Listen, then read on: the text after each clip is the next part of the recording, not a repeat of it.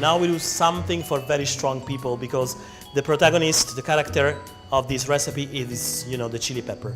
Chili pepper that can be, I told you, fresh, powdered, but it's something that has to be kind of hot to make this recipe. The recipe is called carrettiera in Tuscany. In the rest of Italy, it's mainly called Arrabiata. It is quite the same. Arrabiata means someone very angry, someone that has a lot of problems in terms of, violence. So this sauce, it's quite angry because of the presence of these very basic ingredients. We start with chopping the garlic. So remove the skin. Try not to smash it too much because smashing the garlic too much, it's not very easy to keep control over it once you want to give a nice slice. In this case, the garlic, it has to be first sliced very nicely and then something like minced. To mince, it's enough that you have something like a knife like that. It doesn't have to be the professional like that, but something bigger than usual. And you put it like this, your hands over, and try to do this movement here. It's like a crossing movement. It goes from one side to another.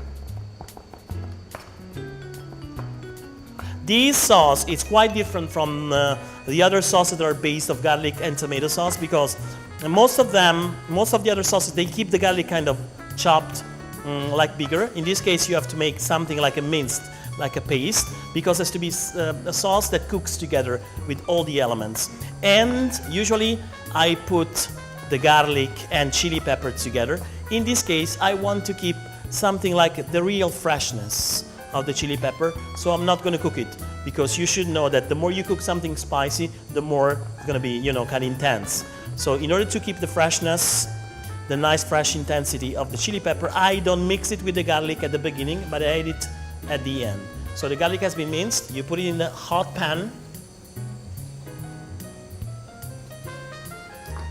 Extra virgin olive oil, 1 and 2.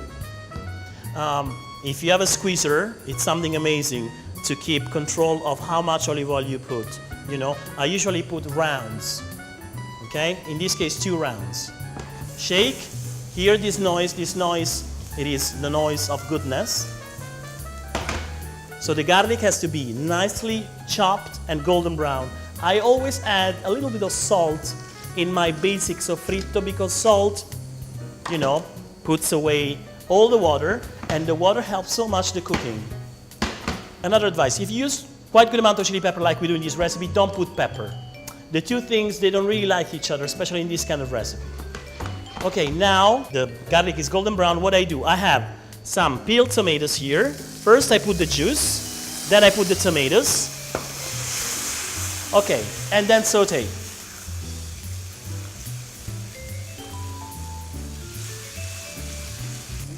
I take a fork and I start to smash very nicely the tomatoes that are fresh peeled tomatoes that we made exactly because we wanted to get this nice sweetness. But in winter time, you can just mainly use, the tomato in a can. But my advice, if you are in summertime or the end of spring, start to use the very nice fresh tomatoes that are just even very cheap, because we have a big production in Italy of them. They're gonna get smashed very quickly because there's no peel. So they have been mainly blanched in boiling water for a few seconds, and then the peel comes out. And what we do, we didn't throw away the peels of the tomatoes, but we just mainly did something that usually chefs makes in very nice restaurants. So we baked the peel of the tomatoes in the oven, and I'll show you after how it's nice to put them together once you serve your pasta. I'm not saying to do that, but it's something nice and very easy to be made. At this moment, once the tomatoes are very nicely crushed, what do? You start to add the 2 other basic ingredients of this recipe. The hot chili pepper, that is much better to have, seeds removed, because the seeds are very hot, but we want something hot, but they're very hot and bitter at the same time. We don't want too much bitterness. So remove the seeds. And chop the chili pepper exactly like we did with the garlic. Okay, nicely chopped. Crossing technique. You can go slower if you want. Okay, and then you put it in.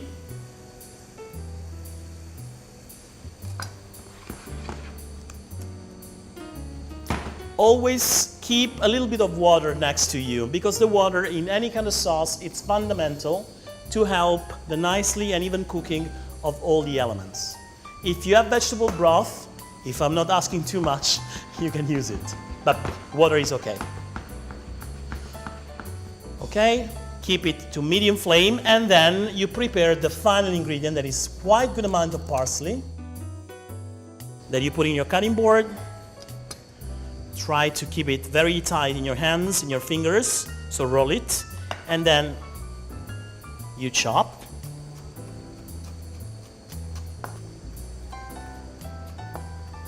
I don't like the parsley chopped too much, because to me the parsley that is chopped too much starts to extract too much water and it becomes kind of bitter. So roughly chopped. You keep it here. You give a big power to the sauce, bringing to very high flame for 30 seconds. 30 seconds high flame, tasting it because it might need more. My advice is always to taste food. Anytime you can, it's very important. Because just in this case, you can understand if you need something more. So I need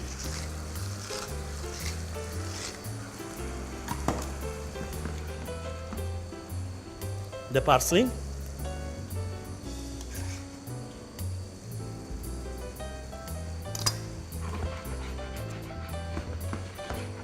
one-minute cooking, and this is done.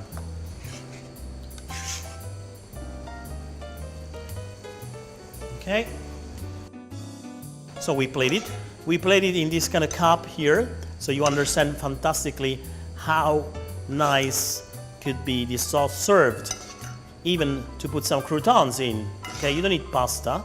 And in fact, this sauce can be amazing even if you try, or if you are just, if you want to serve some fish with it. So now I put some of that nice skin of tomatoes that we did in the oven in order not to waste anything. Wasting is something that you have to avoid. Anything can be mainly recycled in a good way. This sauce is ready like that, but this sauce is fundamental and it's amazing if you feel like eating some fish or kind of shellfish. Because for example, starting from the same kind of base and the same kind of sauce, you put inside, just 5 minutes before you're done, you put inside some clams and mussels, you put a lid on top, the clams and mussels will open in the sauce, and you make a nice, other basic condiment for your pastas, or you can even eat that clams and mussels by themselves with some croutons. Or if you like cuttlefish, and if you like vegetables, we have a fantastic dish in Tuscany that is called inzimino di seppie. It's enough that you put together in the same sauce, once you start the making of it, some fresh spinach sautéed, and some very tiny, sliced cuttlefishes or calamari, and you let it cook together more or less for 15-20 minutes with a little on top, and at the end you have this kind of fish chowder that is going to be fantastic, especially because the basic element is very hot, and the cuttlefish and calamari are fantastic when they're served with a hot and spicy sauce. Well, these were my fantastic basic techniques to cook Italian food, but in my advice, open your fridge. If you don't have these kind of ingredients, you can just put up something else. So for example, cherry tomatoes, if you don't have them, you can just replace them with just, these kind of very thick, big plum tomatoes. If you don't have them, you can use carrots, celery, onions with olive oil. It is something to put together in order to have one of the best flavor infused together. 3 ingredients together with basic olive oil and some herbs, they're quite enough to just mainly cook your basic recipe and to make your day.